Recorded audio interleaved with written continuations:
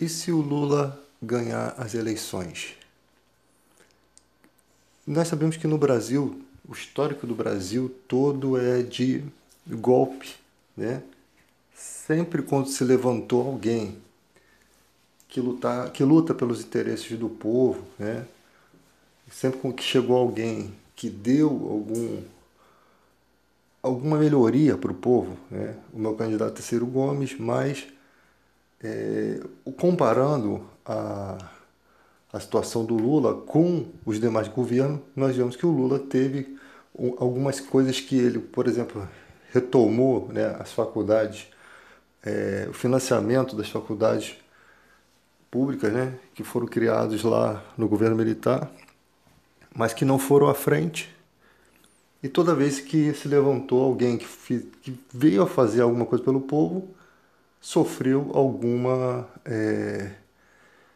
brutalidade em relação à sua candidatura, né? Sofreu alguns desvaneios, né? Alguns enganos, né? Pessoas que estão prontas em vários setores para destruir tipos de gente que surge para ajudar o povo. Ou seja, não é um interesse, né, que nós vemos na maioria da política, né, não só dos poderes que nós temos no executivo, legislativo e judiciário, mas também de outras áreas, né? Não é do interesse do empresariado que haja melhora para o povo, porque a mão de obra se tornando mais cara, fica mais difícil para eles ganhar mais dinheiro, né? Então não vamos deixar, não vamos achar que com a vinda do Lula as coisas vão melhorar, porque eles podem tentar modificar o sistema do Brasil de uma vez por todas. E aí que há o receio, né, de que haja realmente uma ditadura. Porque nós temos agora as informações, né, a internet, e estão se criando leis contra fake news, ou seja, o povo terá informações melhores, né, está melhor de olho aberto.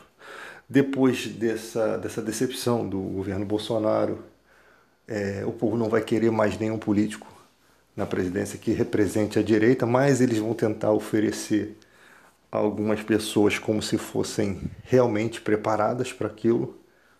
Pessoas que às vezes tentam ganhar nossa confiança. O povo brasileiro, ele se ilude muito com vídeos na internet. Ainda há pouco postaram um vídeo do Silvio Santos falando que não achava certo de um terreno que a prefeitura ia ceder e tal. E a gente se ilude até com político que come pastelzinho em dia de campanha. Não vamos nos iludir com vídeos. E só você ir nos comentários você vai ver. A pessoa simplesmente viu um vídeo de uma reunião que eu nunca vi uma reunião do Silvio Santos sendo gravada com a presença do Dória, no momento em que estamos chegando quase ali no momento de eleição, né, já estão preparando as suas armas, né? Porque os donos de emissora que tem admiração do povo também tem admiração pelos que eles apoiam. Então ali já começa uma estratégia de acharem que o povo brasileiro é tão burro que qualquer vídeo que bote tem credibilidade. Eu vejo um monte de vídeo aí. Esses dias a menina postou um vídeo falando do cara da Casa Bahia, que estava envolvendo esquema de pedofilia. Eu não vi investigação nenhuma nesse sentido. Hoje em dia, até o que se prova, às vezes a justiça mostra que condenou alguém de forma errada. Até o que se prova fica meio duvidoso. Quanto mais uma pessoa falando, uma pessoa qualquer que eu não conheço, falando algo que parece ser realmente verdade, mas que você não tem certeza. O povo brasileiro tem que estar com o pé atrás das coisas, tem que ficar com o pé atrás, porque é uma outra forma de nos ludibriar e até mais fácil, mais cinematográfica. O cara faz um vídeo e ali mostra os predicados, as qualidades daquela pessoa, né? Você vê o Luciano Huck quando termina esse programa horrível dele no dia de domingo, né? Que ele termina falando de desgraça. Um programa que era do Faustão, que deixava a desgraça para passar no Fantástico, mas ele termina falando coisas, né, tentando ser amigo. Aí você vê o Celso Russomano defendendo o consumidor só para ficar na política, para servir a interesses de, de emissoras, tipo, dando um exemplo aqui, tá? E outro dia foi pego aí uma questão aí de gastos de valores de gabinete com ele. Ele gastando com os funcionários dele, né? Os funcionários pessoal dele. Então é muito complicado. Aquilo que se oferece na televisão são candidatos de propaganda, são candidatos fakes, exatamente para cumprir os interesses. Você já observou que toda emissora de jornalística tem sempre um espaço para um comandante, para um capitão, para não sei quem, né? Como se que ele estivesse mostrando poder, mas quando na verdade me parece tudo um sistema religioso, como um sistema maçônico, por exemplo.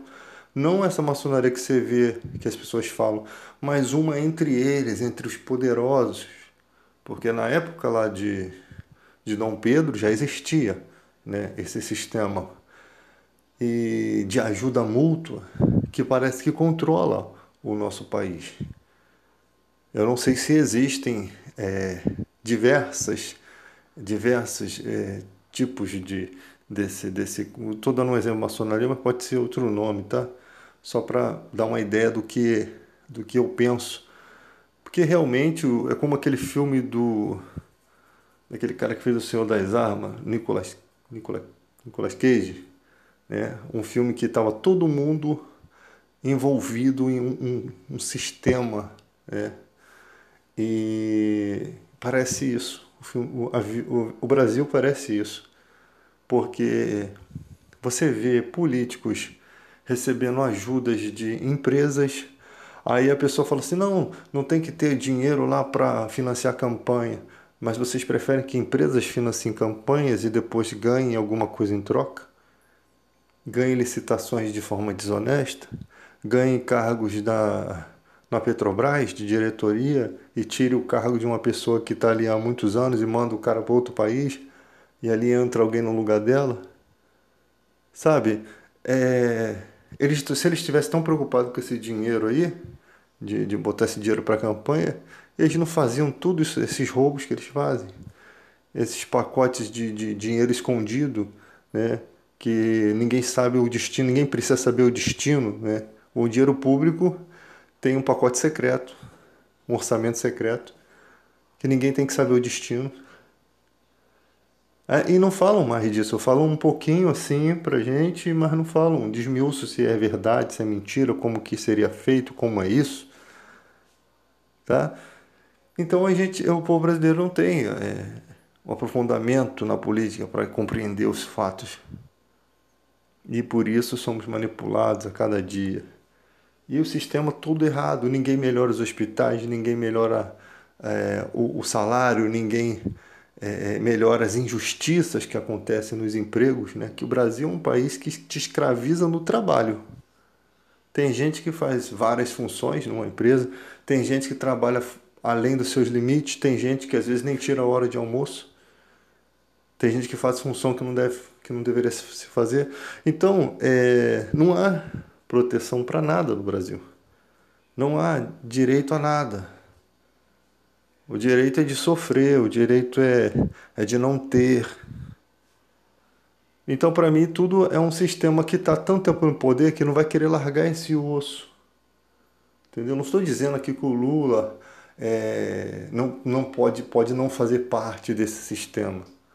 Eu estou dizendo que existem pessoas que parece que descumprem algumas regras e lá na frente dá ruim. Você não vê um verdadeiro investimento na educação. Você não vê uma real consistência na educação a formar jovens com uma qualidade de estudo que ele pode até estudar lá fora. Não, o estudo no Brasil toma aí, come aí, seu porco. É isso aí que a gente tem para te dar, essa ração que você vai comer, esse capim. Você nunca vai comer caviar, você vai comer isso aqui. É o que eles dão. O ensino público, eu sempre falo isso, ele tem que ser do mesmo nível do ensino particular, para que as crianças se esforcem mais. Por que que o filho do rico se esforça mais? Ele tem, ele vai lá e consegue. E às vezes o cara não é inteligente. Às vezes o cara usa até droga. Se fosse inteligente, eu não usava droga, né? E o cara consegue, por quê? Porque ele pensa assim, se eu tenho pelo menos estudar, eu tenho que fazer para me ganhar as coisas. Tudo bem. Se você fosse o filho de um rico, você faria da mesma forma.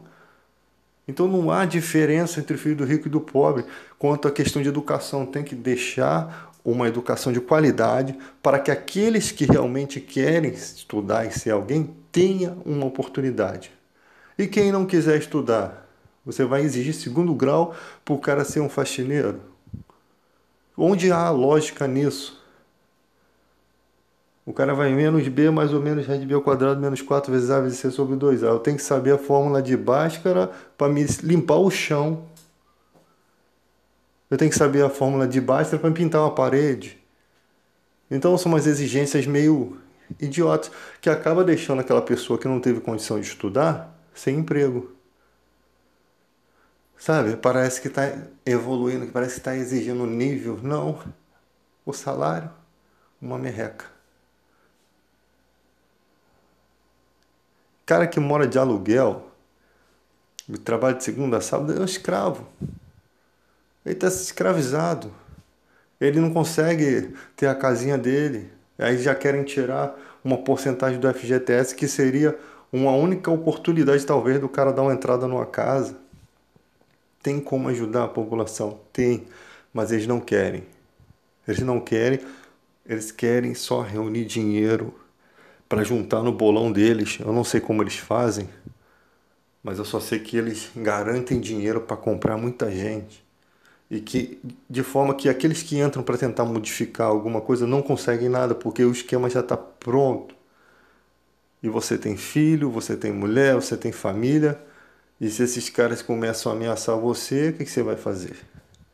Você está na política, ou você joga no time, ou você não joga.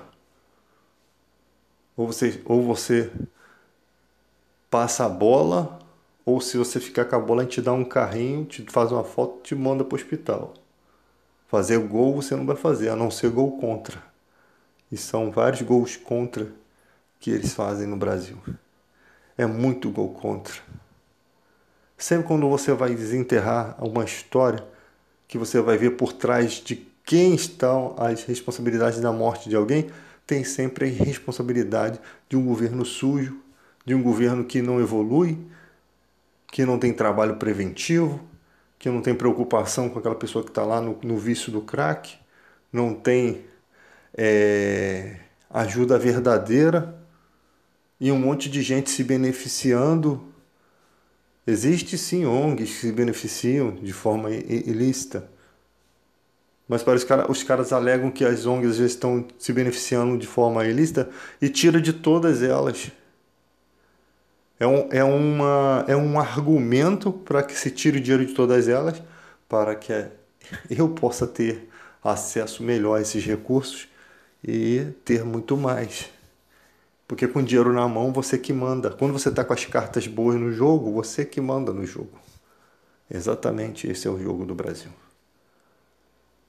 Infelizmente, é assim que funciona. Então, o medo que eu tenho hoje em dia é de que surja um governo que realmente faça pelos pobres e depois ele sofra uma perseguição tão grande, uma coisa cinematográfica que possa realmente impactar a sociedade para que ela possa ver, caraca, a gente fez errado. Apesar de ele estar ajudando a gente, o cara está tudo errado, estão tudo errado. E aí vem um regime militar e toma tudo isso aqui. Esse é o medo. Por quê? Porque nós estamos na era da informação e na era em que ninguém vai se submeter. Se nos anos anteriores as pessoas não se submeteram, imagine agora com tanta informação. E aí que surgem as guerras civis, aí que surgem mortes, aí que surge a violência.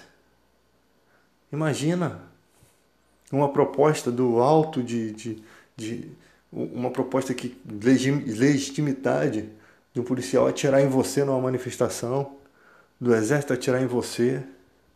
Isso é uma ditadura. Imagina se isso é aprovado.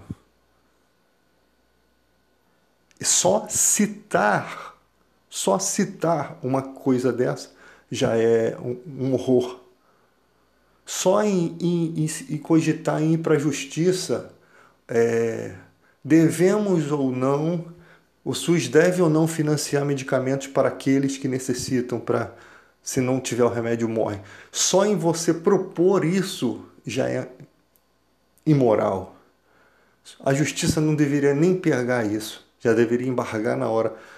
O SUS tem que, o governo, o país tem responsabilidade com os seus descendentes. O país tem responsabilidade. Mas olha o que nós estamos vendo. A pandemia parece que criou um argumento para que essas pessoas não viessem ter os seus medicamentos. E ali o que está fazendo o desespero, as pessoas doando os que têm de sobra e um desespero geral. Montou-se uma estratégia e já sabiam que os governantes não são bobos, né? Quando eles não querem fazer algo, eles apoiam alguma coisinha. Tipo, eu não quero fazer uma clínica de tratamento de drogas, então eu vou apoiar uma aqui. Vai lavar dinheiro pra caramba ali, mas apoia. Igrejas, tudo, às vezes lavam dinheiro. Então, é exatamente o que acontece.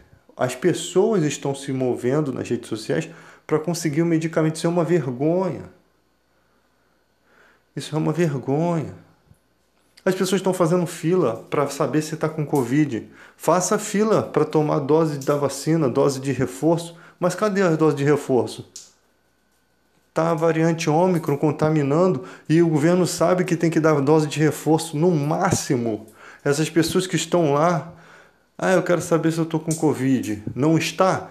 Toma a dose de reforço. Está? Daqui a tantos dias você volta e toma a dose de reforço. Não, não há um plano de guerra, não há. Parece um projeto para realmente ferrar a economia. Você sabe que toda vez que um lugar está ferrado, um país está ferrado, os discursos que ganham mais visibilidade são os discursos de ódio. Foi assim na época de Hitler. O discurso dele só teve força, só teve poder porque o povo estava sofrendo.